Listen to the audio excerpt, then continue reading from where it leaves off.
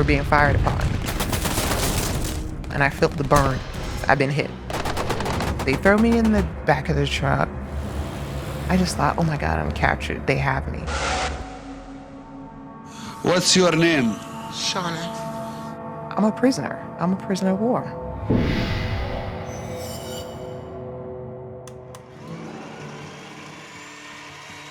When I was 13, my parents gave me a hand mixer and a cookie press. I was always baking.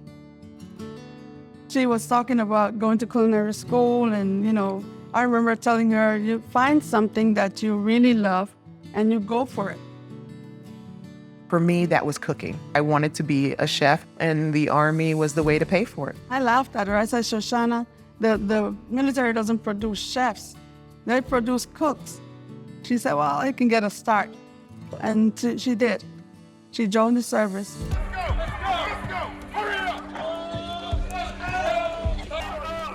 I developed good friendships in the unit. Lori Priestawa and Jessica Lynch. We got to know each other, slept in close quarters.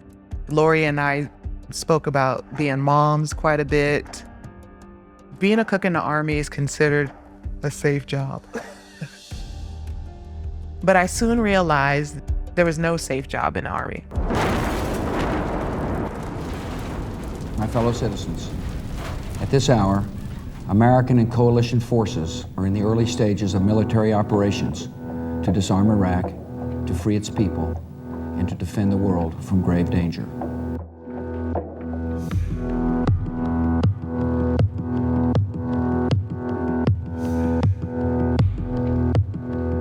We ended up falling significantly behind. We ended up basically by ourselves.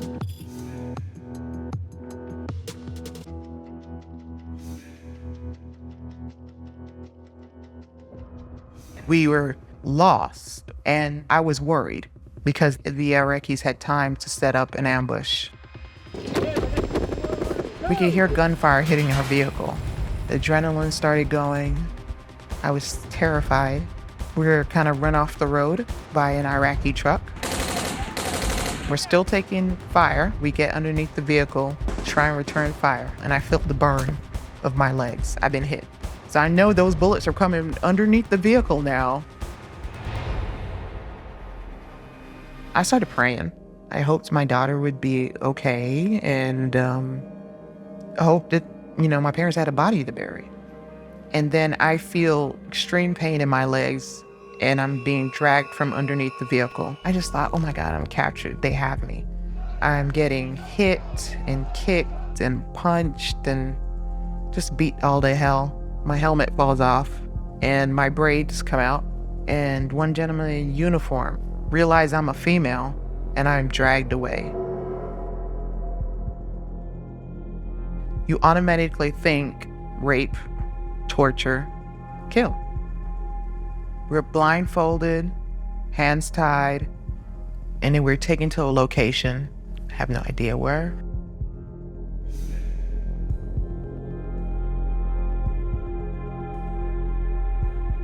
Next thing you know, the guys start coming in. Sergeant Riley, Patrick Miller, Edgar Hernandez, Joe Hudson, and the two pilots from another unit.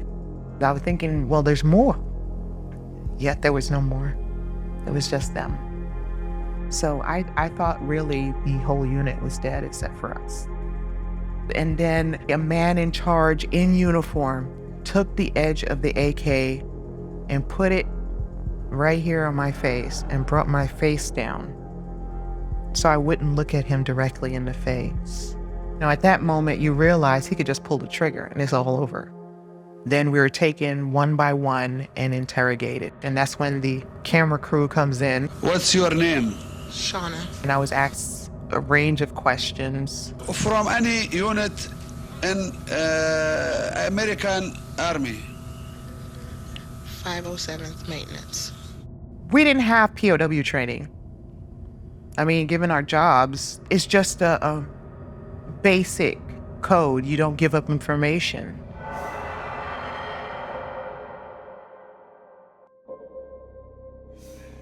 Sunday morning, we're having our little breakfast, and then bam, the door gets kicked down.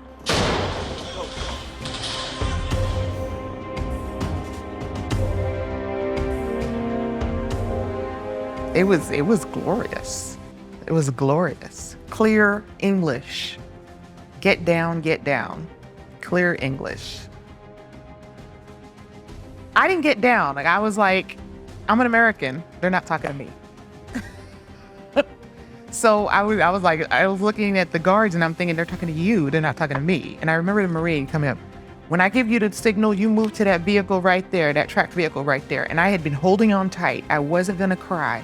And that's when I broke down and cried because I couldn't walk. And he was like, but that's okay. You're going home. I got you. We got you out of there. You're going home.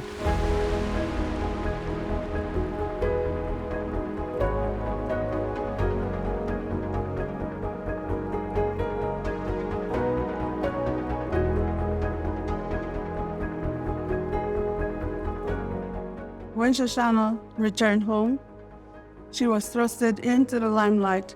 Shoshana was the first Black female prisoner of war, and I told her it was history and that's what was happening.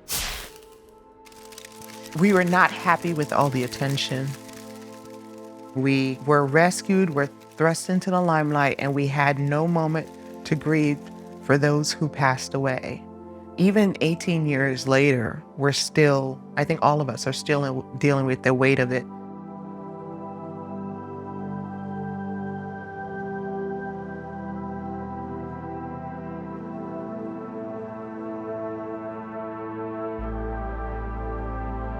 The first thing I noticed was that Shoshana would panic for things that would seem, just ordinary.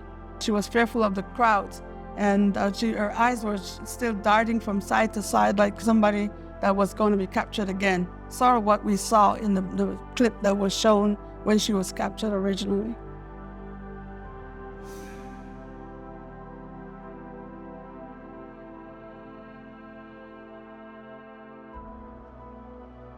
They know something is wrong, but they don't know what is wrong. And those symptoms go unnoticed. It is not acknowledged as real until things start happening. You don't realize, as you're trying to go forward, what's going to trigger a memory. It could be a smell, a sound, seeing a picture. It's a lot of different things.